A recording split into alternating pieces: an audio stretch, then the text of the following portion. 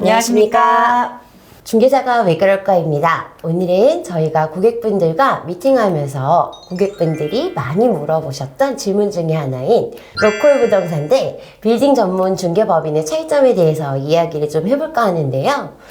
우선 로컬 부동산 같은 경우에 장점이 뭐가 있을까요? 일단 그 물건지 인근에 있다 보니까 건물주분들하고 뭐 임대도 같이 맞추시고 뭐 건물에 관해서 많이 소통이 많다 보니까 제일 먼저 생각나신 뭐 물건을 팔아야 되겠다, 매각을 해야 되겠다 이런 생각을 했을 때 가장 이제 근처에 계신 분하고 가장 소통이 많았기 때문에 거기 로컬 부동산에 가장 먼저 물건을 내놓을 수는 있죠. 그래서 저희보다 조금 더 빠르게 물건이 등록이 되겠죠. 그럼 저희는 물건이 빠르게 등록이 안 되나요? 저희도 빠른데?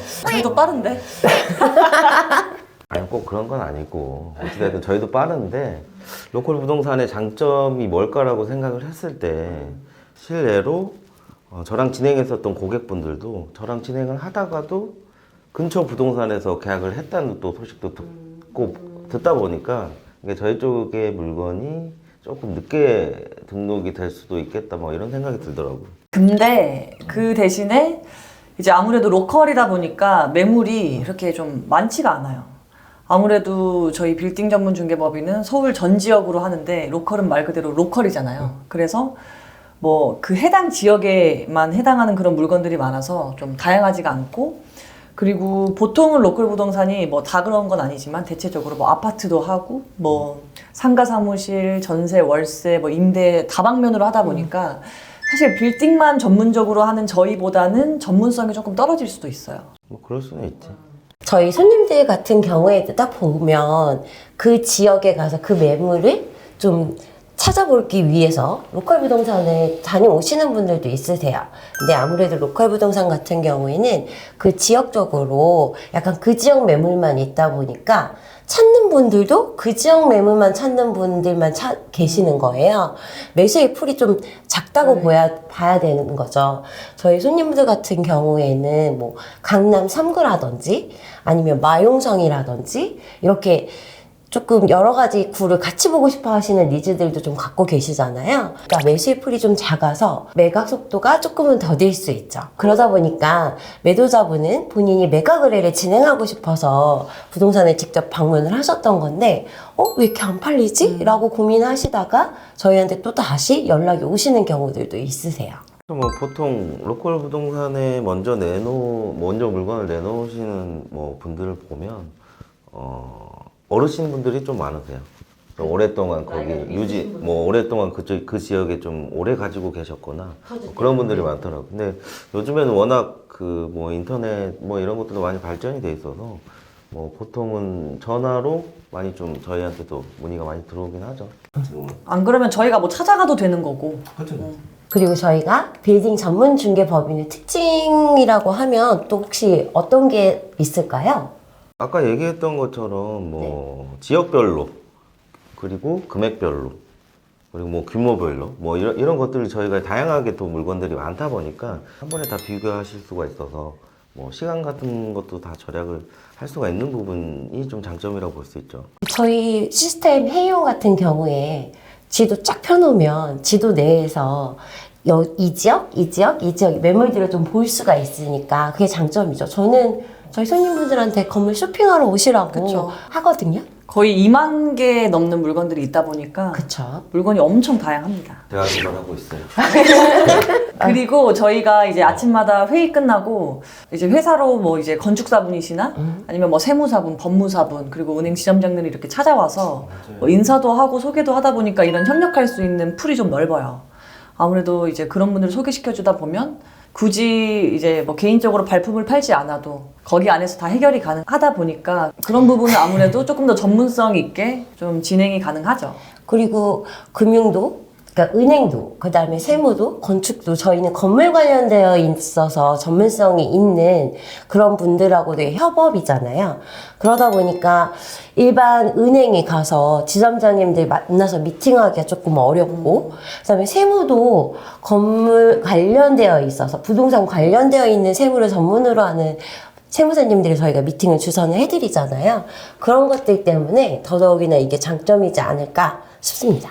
그렇죠. 근데 이제 또 장점만 있는 게 아니고 빌딩 중개법인들의 좀 단점도 좀 존재하긴 하지만 이제 아무래도 아까 로컬은 이제 터줏대감처럼 바로 내가 뭐 이 근처에 살고 있다 하면 그냥 가서 뭐 편하게 갈 수 있는데 대체로 빌딩 전문 중개법인 같은 경우는 다 강남 쪽에 있다 보니까 좀 멀리 계신 분들은 접근성이 좀 떨어질 수는 있어요. 근데 뭐 그것도 사실 요즘 뭐 전화 한 통이면 가능하니까. 그쵸.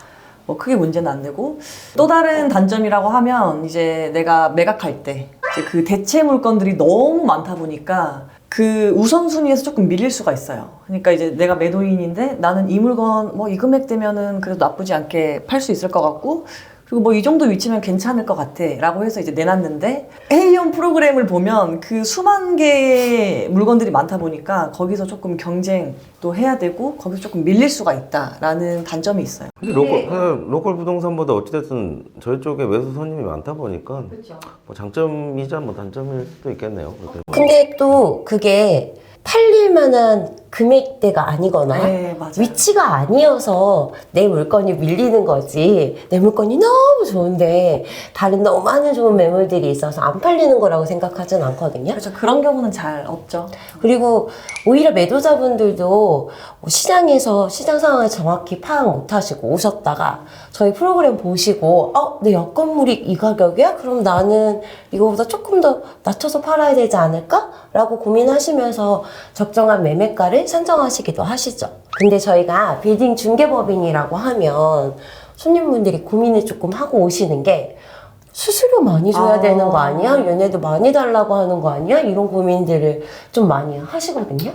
뭐 그렇게 오해하실 수도 있는데 사실은 저희도 뭐 수수료 부분은 뭐 정해진 범위 내에서 저희가 다른 뭐 로컬 부동산과 비슷하게 산정이 돼 있고요. 근데 뭐 저희는 많이 받으면 좋긴 한데요. 많이 주시면 좋죠.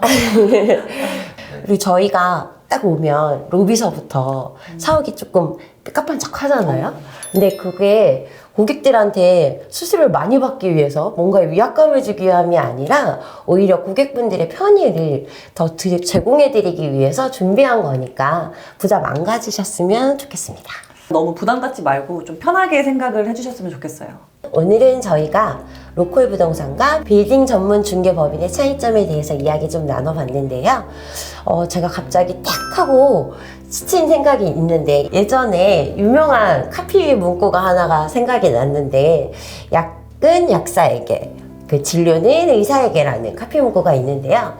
이처럼 빌딩 중개는 빌딩 전문 중개인에게 의뢰하시는 게 맞지 않을까 싶네요. 저희가 병원을 갈 때도 아픈 곳마다 각각 다른 과 진료를 받는 것처럼 같은 중개 행위라도 하더라도 아무래도 더 전문적인 분야에 의뢰를 하시고 컨설팅을 진행하시는 것이 대표님들의 니즈를 해소하실 수 있는 길이지 않을까 싶습니다. 네, 오늘 이 영상이 도움이 되셨다면 구독과 좋아요 감사합니다.